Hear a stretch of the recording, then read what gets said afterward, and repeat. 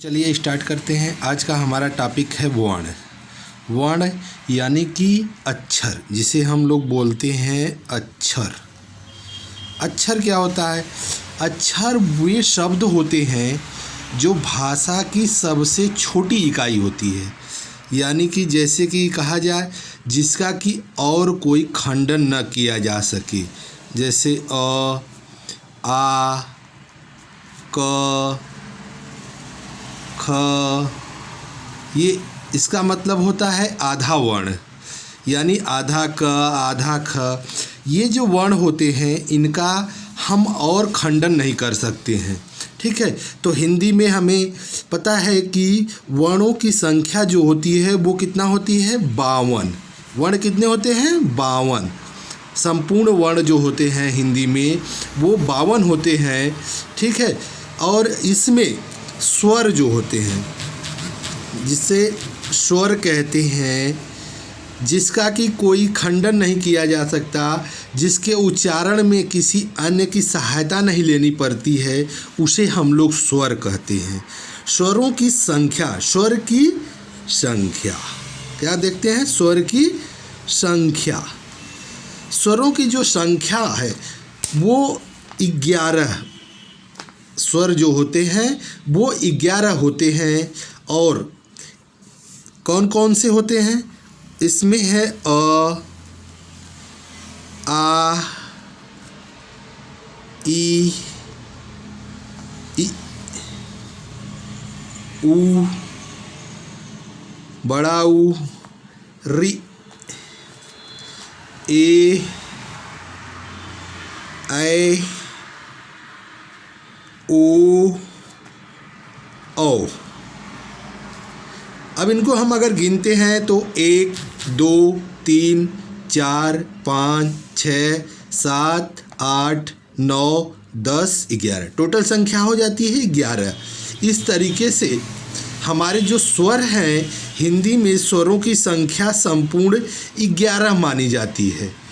अब इसके बाद बचता है अंग और अह। तो इसको हम लोग देख लेते हैं, ये क्या कहा जाता है। अंग जो होता है, अंग जो होता है उसे हम लोग अंग जिसमें ऊपर बिंदी लगी होती है उसे अनुस्वार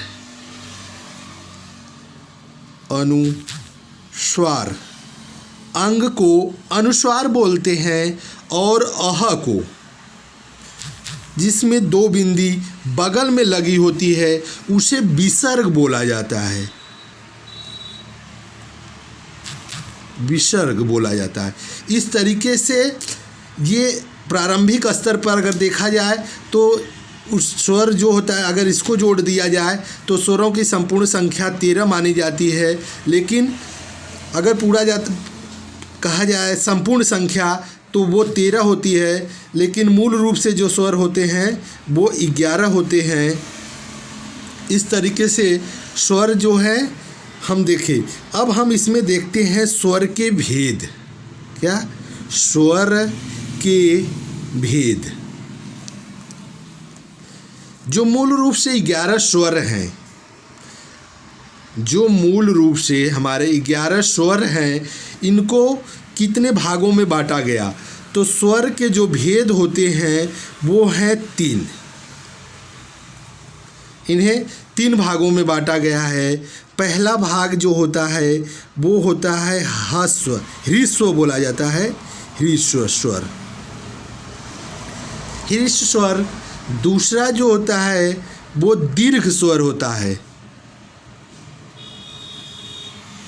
दीर्घ स्वर। तीसरा जो होता है वो प्लुत स्वर होता है। तो इस तरीके से हम देखते हैं कि स्वर के 3 भेद होते हैं, ह्रस्व स्वर, दीर्घ स्वर और प्लुत स्वर, ठीक है। तो बच्चों ये देखो कि जब स्वर 3 हैं तो इनकी ये बटे होंगे, 3 भागों में बटे होंगे, इनकी संख्या जो है 11 वो बटी होगी। तो ह्रस्व स्वर के अंतर्गत जो है वो आते हैं अ,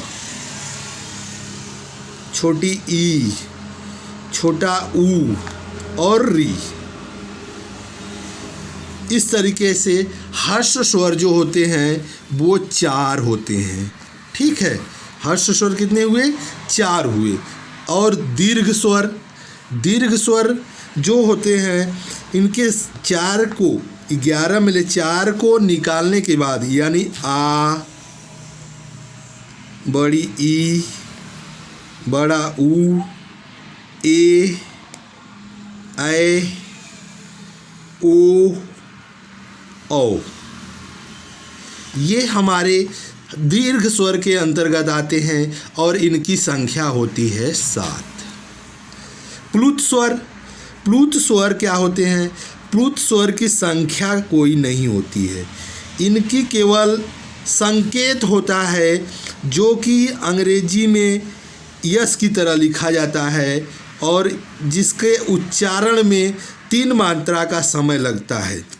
यानी हर्ष के उच्चारण में 1 मात्रा का समय लगता है और दीर्घ के उच्चारण में 2 मात्रा का समय लगता है और प्लुत के उच्चारण में 3 मात्रा का समय लगता है। प्लुत का जो संकेत होता है वो यस की तरह होता है, जैसा कि हम लोग बोलते हैं, जैसे कि ओम।